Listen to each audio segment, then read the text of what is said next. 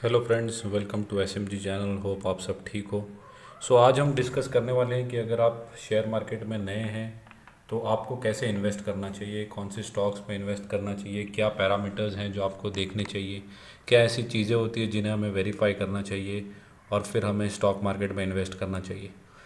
आज हम पहला जो हमारा पॉइंट है वो है प्रमोटर्स।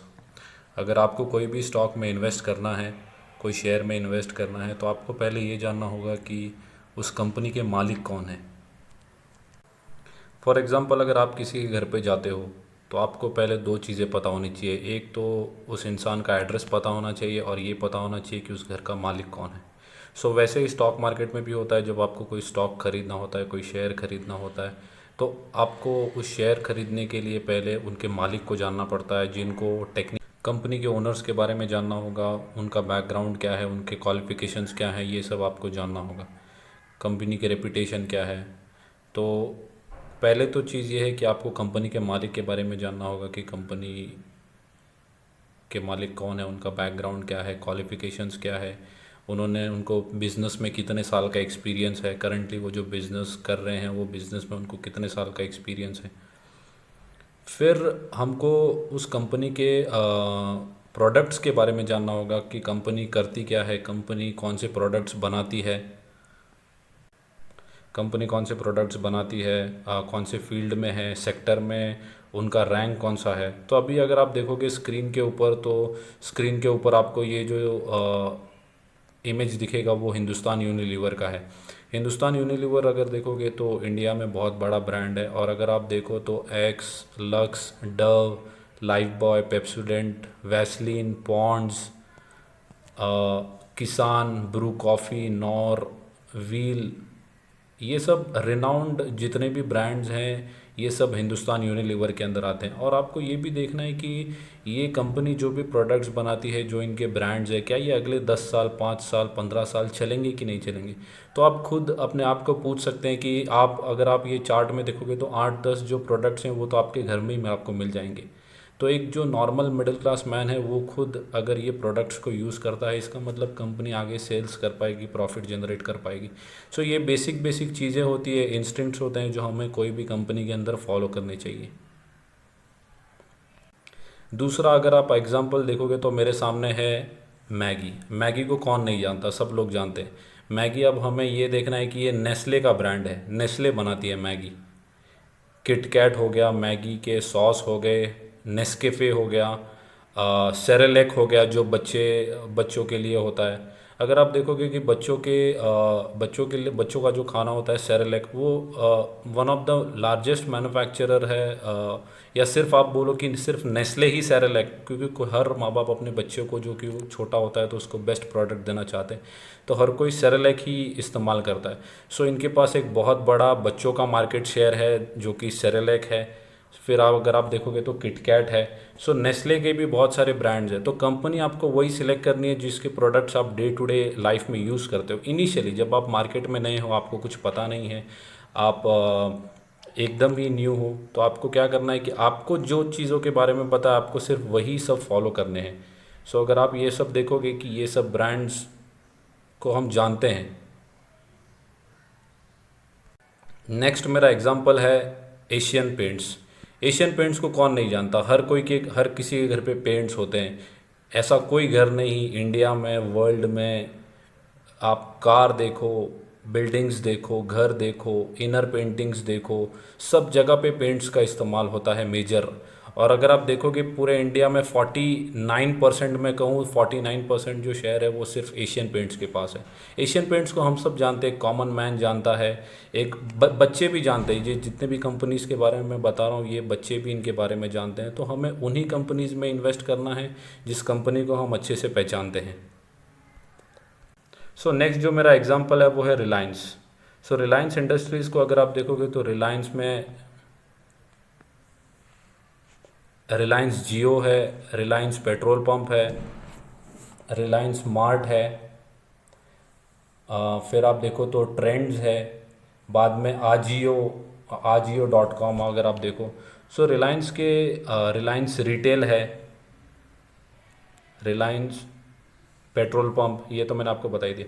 सो आप देखो तो जियो के सिम कार्ड्स हम इस्तेमाल करते हैं, रिलायंस रिटेल के मॉल्स में हम जाते हैं, जियो मार्ट से हम ऑनलाइन शॉपिंग कर सकते हैं, आज जियो से भी हम शॉपिंग कर सकते हैं, रिलायंस पेट्रोल पंप पे हम जाते हैं, ट्रेंड्स में हम जाते हैं जब किसी मॉल में जाते हैं। सो ये सब जो मैं एग्जांपल आपको दे रहा हूँ, ये ऐसे ही एग्जांपल्स हैं जिनको आप डे टू डे लाइफ में यूज़ कर सकते हो, देख सकते हो, आपको भी पता चलेगा कि हम क्या ये कंपनीज आगे अच्छा कर पाएंगी कि नहीं कर पाएंगी।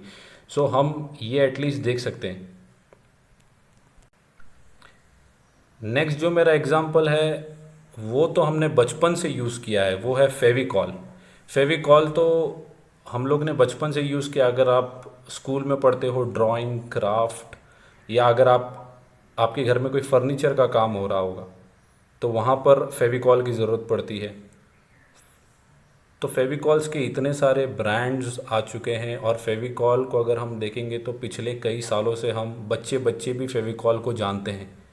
सो फेविकॉल जो ब्रांड है वो पीडीलाइट के अंदर आता है। पीडीलाइट एक कंपनी है, पीडीलाइट के अंदर जो है फेविकॉल ब्रांड आता है।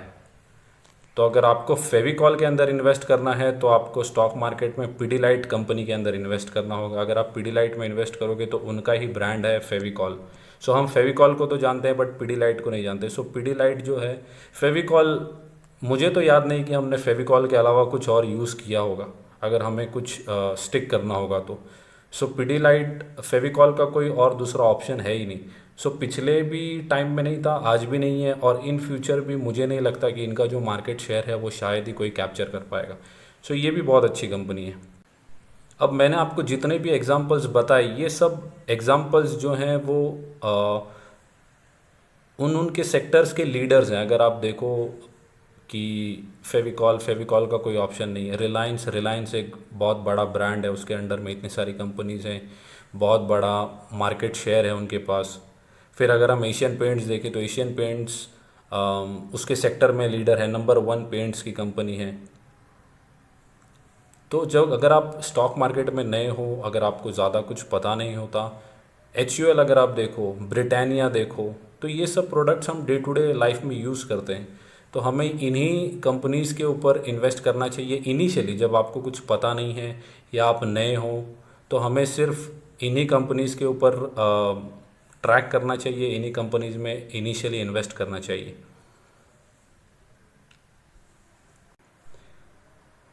नेक्स्ट जो हमारा पॉइंट होगा, अगर आपको कोई भी कंपनी में इन्वेस्ट करना है तो आपको जो दूसरे, पहले तो आपको देखना है, प्रमोटर देखना है कि भाई कंपनी का प्रमोटर कैसा है, ठीक है। बाद में सेकंड जो चीज़ आपको देखनी है वो है डेट। डेट मतलब क्या? कर्जा, कि कंपनी के ऊपर कर्जा कितना है, क्योंकि हर कंपनी, इतनी बड़ी बड़ी कंपनीज चलाने के लिए कर्जा की लोन की आवश्यकता होती है।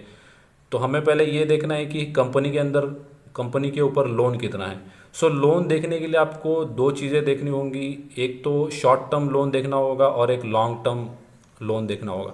तो दो प्रकार के लोन होते हैं। आप अगर कोई भी फाइनेंशियल वेबसाइट्स पे विज़िट करोगे तो आपको कंपनी के बारे में पूरी डिटेल मिलेगी, जो कि हम अपकमिंग वीडियोस में ऑफ कोर्स डिस्कस करेंगे। सो अभी अगर हम देखें तो लोन दो टाइप्स के होते हैं, एक शॉर्ट टर्म लोन होता है और एक लॉन्ग टर्म लोन होता है। लॉन्ग टर्म बोरोइंग्स बोल सकते हैं या फिर लोन बोल सकते हैं सिंपल लैंग्वेज में। तो शॉर्ट टर्म लोन जो होता है वो 1 to 5 ईयर्स का होता है, और जो लॉन्ग टर्म लोन होता है वो 10 से 20 साल के लिए होता है। सो शॉर्ट टर्म, तो हमें पहले ये भी देखना होगा कि कंपनी क्या, कंपनी के ऊपर ज़्यादा कर्जा तो नहीं, या कंपनी के ऊपर कम कर्जा है, या अगर कंपनी कर्जा ले रही है तो क्या वो अपने सेल्स बढ़ा पा रही है, क्या उनके प्रॉफिट भी बढ़ रहे हैं, हमें ये भी देखना है। और अगर आप रिस्क लेना नहीं चाहते या बहुत कम रिस्क लेना चाहते हो तो ऐसी कंपनी ढूंढिए जहाँ पर कंपनी के ऊपर कर्जा ही नहीं है। ऐसी बहुत सारी कंपनीज आपको स्टॉक मार्केट में मिलेगी जिनके ऊपर कोई कर्जा नहीं है। मैंने आपके साथ जितनी भी कंपनीज डिस्कस की, HUL हो गया, एशियन पेंट्स हो गया, रिलायंस हो गया, इनके ऊपर लोन हो सकता है, लेकिन ये एक रिनाउंड ब्रांड है, इनका बहुत बड़ा मार्केट शेयर है, इनका ये अपने अपने सेक्टर्स में जो है वो लीडर्स कंपनी है। सो आप अलग अलग सेक्टर्स होते हैं, आप अलग अलग बैंक्स में देख सकते हैं। बैंक में अगर आप देखोगे तो सबसे अच्छी बैंक HDFC बैंक है, आईसीआईसी बैंक है, कोटक महिंद्रा बैंक है। फिर अगर आप नॉन बैंकिंग फाइनेंशियल में जाओगे तो बजाज फाइनेंस हो गए, चोलामंडलम। सो ये सब अलग अलग एशिया, पेंट्स के सेक्टर्स हो गए, केमिकल सेक्टर्स हो गए, टेलीकॉम सेक्टर्स हो गए। टेलीकॉम में अगर आप देखो तो सिर्फ अभी तक दो ही अच्छे ब्रांड्स हैं, जो कि रिलायंस जियो और एयरटेल, आप देख सकते हो। सो ये जो मैं आपके मेरे स्क्रीन पे अगर आपको दिख रहा होगा, तो ये मैं एक एग्जांपल दिखा रहा हूँ। एग्जांपल है एशियन पेंट्स का। तो अगर आप फाइनेंशियल वेबसाइट्स पे देखोगे तो प्रमोटर्स की अगर आप यहाँ पे देखोगे कि होल्डिंग कितनी है। सो अगर आप एकदम एंड में देखोगे जून में, तो जून में देखोगे कि 52.63% जो है वो कंपनी की होल्डिंग है, प्रमोटर्स की होल्डिंग है। मतलब इतने परसेंट शेयर जो हैं वो कंपनी के ओनर के पास हैं, कंपनी के मालिक के पास हैं, प्रमोटर्स जिनको बोलते हैं हम लोग। सो 50% के ऊपर अगर कोई भी कंपनी के ओनर के पास अपने शेयर होल्डर्स हैं, मतलब ये जो प्रमोटर्स का जो परसेंटेज है अगर वो 50% से ऊपर है, मतलब वो कंपनी और वो प्रमोटर्स अच्छे माने जाते हैं। और अगर आप ये पास्ट रिकॉर्ड भी देख सकते हो फ्रॉम सितंबर से लेके दिसंबर 1920। सो 52% के अराउंड ही कंपनी के जो शेयर्स हैं प्रमोटर्स के पास, वो अराउंड 52% के आसपास ही हैं। तो आप ये भी देख सकते हो कि भाई कंपनी, क्योंकि कंपनी इनको चलानी है, तो इनको अपने शेयर्स पे कितना भरोसा है वो हमें यहीं से पता चलेगा कि कंपनी की होल्डिंग कितनी है। उसी से हमें पता चल सकता है कि उन्हें अपनी कंपनी में कितना भरोसा है। सो ये वीडियो का आज मेन मोटो यही है कि हर हमेशा हमें कंपनी के मार्केट लीडर्स के ऊपर दाव खेलना चाहिए या उनके शेयर्स में इन्वेस्ट करना चाहिए।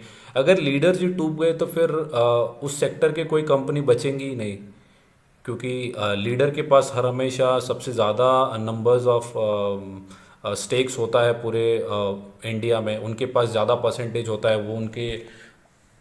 वो लोग अपना प्रोडक्ट ज़्यादा सेल कर पाते हैं। तो लीडर्स ही अगर डूब जाएं तो फिर छोटी छोटी कंपनीज का तो हाल बुरा हो जाएगा।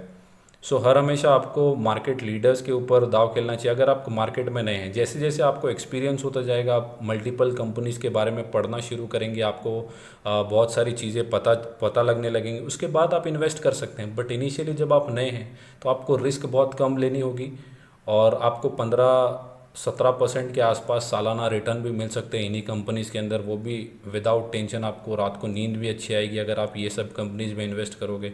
क्योंकि ये वॉलेटाइल कम होती है, ये गिरती भी कम है, भले से ये भागती ज़्यादा नहीं होंगी बट ये गिरती भी कम है। अगर आपको चैन की नींद सोनी है तो आप ये कंपनीज़ में इन्वेस्ट कर सकते हैं। इनिशियली जब आपको नॉलेज बहुत कम है, आपको ज़्यादा पता नहीं है, तो रिस्क भी हमें कम लेना चाहिए ताकि हमारा कैपिटल जो है वो सेफ़ रहे।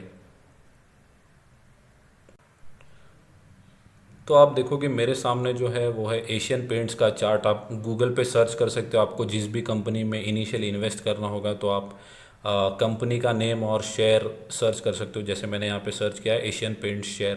तो ये देखोगे कि आज आज के दिन जो गिरावट है वो है, तो ये हमें इग्नोर करना है, क्योंकि हम यहाँ पे शॉर्ट टर्म के लिए नहीं आए। यहाँ पे आपको मैक्सिमम सेलेक्ट करना है।